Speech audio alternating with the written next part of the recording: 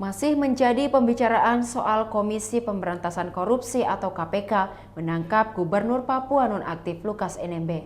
Kali ini ada perbedaan keterangan antara KPK dan pihak kuasa hukum tentang sakit yang diderita Lukas NMB. Tim kuasa hukum mengatakan kliennya saat ini sedang menderita sakit gagal ginjal stadium 5. Penyakit ini termasuk kronik.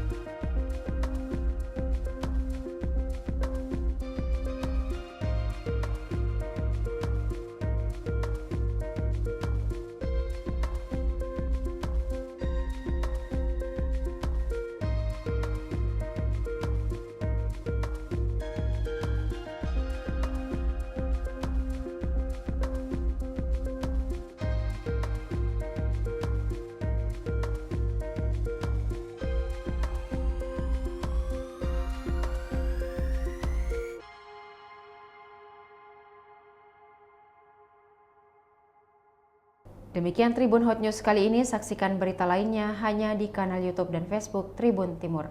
Terima kasih sudah nonton, jangan lupa like, subscribe, dan share ya!